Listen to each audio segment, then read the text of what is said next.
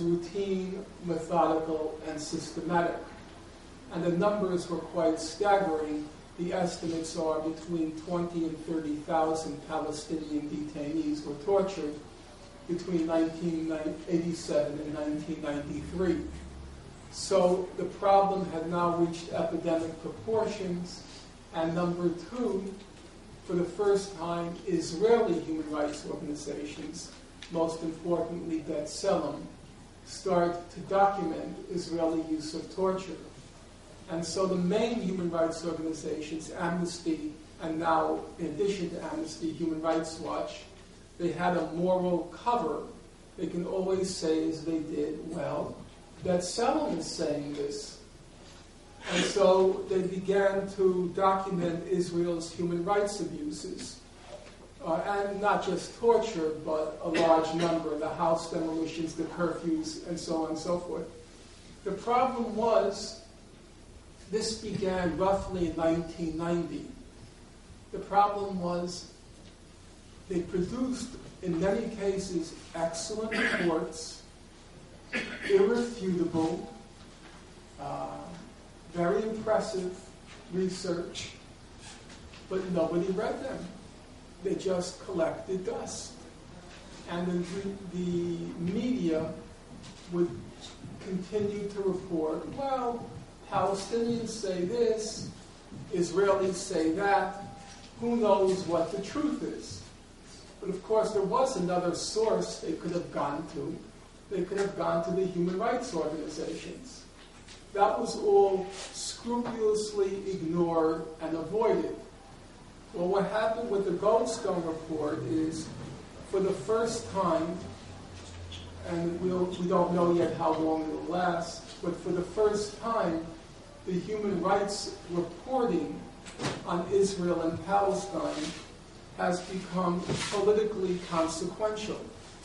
It now has real repercussions and real consequences. And so it was not surprising that as the human rights issue finally, at last, became a real political issue, then Israel and its supporters began to pull all the stoppers to discredit these organizations. So now there are a large number of organizations devoted to one goal, and that's to discredit the findings of these human rights organizations.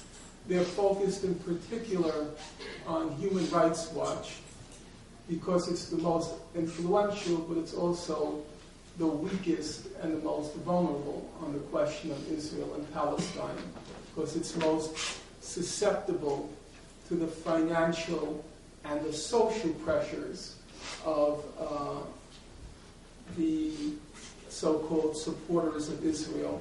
So as many of you know, a few weeks ago, a very prominent member of Human Rights Watch, Robert Bernstein, he wrote an op-ed in the Times attacking Human Rights Watch, even though he was a member of Human Rights Watch. Then Elie Wiesel and Alan Dershowitz began this jihad against Human Rights Watch. And all for the same reason, because they recognize now that the human rights findings in organizations can no longer be ignored. As I said, it's hard to gauge how long this will last, because already you see a shift occurring, and we're back to that fatuous peace process, and the claim, to talk about will the Palestinians declare a state, and all of this nonsense, which I think is regrettable. I think it would, not that those people over there think, but it would have made much more sense to focus on the human rights issue than in the peace process. Well, the last thing is, what does it all mean for us? What are the political implications for all of us? And my own view is that the Goldstone Report is an excellent platform to pursue our work, but it requires two things, or requires one thing with two parts. Number one, I think the Goldstone Report again testifies to the fact that we have to focus on a political agenda on which a consensus exists. The agenda that Goldstone sets out in his report, and which has been set out by the International Court of Justice, and an agenda that's been set out by the United Nations General Assembly and other institutions. The agenda of human rights, the agenda of ending the occupation of the West Bank and Gaza and East Jerusalem. I think we have to focus on that agenda because it's where Israel is weakest and where the prospects for achieving something are strongest. And the second thing I think we should learn from the Goldstone, the resonances of the Goldstone Report, is that we shouldn't squander time, precious time, and precious energy on sterile debates. Debates which might be suitable for Starbucks, but they have no bearing whatsoever on the real world. And that we should, in my opinion, do our best to free ourselves of slogans, of idle dreams, and also of ideological litmus tests. A large number of people seem to think that whether or not person X or person Y is a Zionist, or an anti-Zionist, or a non-Zionist, or a post-Zionist, that this is somehow an important litmus test to pass. And I think one of the lessons to be learned from the Goldstone Report is that it's just totally irrelevant. It's beside the point. If you're going to use a litmus test like, are you now or have you ever been a Zionist? Well, where does that leave Goldstone? He says he is one. Does that mean we have to drum him out of the movement, burn him in effigy?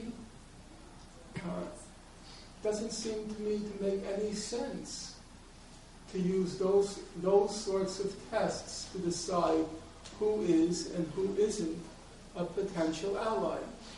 The sensible thing, it seems to me, is to focus on an agenda which has a broad consensus in the international community, and then to follow the strategy of people like Mahatma Gandhi, who used to say that my aim is not to change public opinion. My aim is to get people to act on what they already know is wrong. And what we have to do is seize on that consensus that already exists, to seize on the consensus that includes eminently mainstream people like Richard Goldstone. He's a mainstream, traditional, conservative, liberal. Where both terms are accurate, a conservative liberal. To seize on people like that in order to achieve our goal.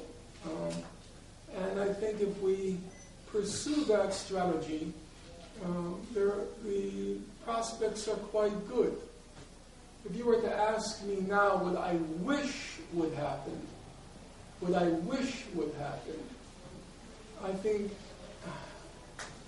I know it's not going to happen, but if the Palestinians were smart and they had the capacity now, they would take the Goldstone Report, they would ask the General Assembly to refer it to the International Court of Justice. Now, the Goldstone Report said that the blockade of Gaza is a possible crime against humanity. If they refer it to the ICJ, it's inconceivable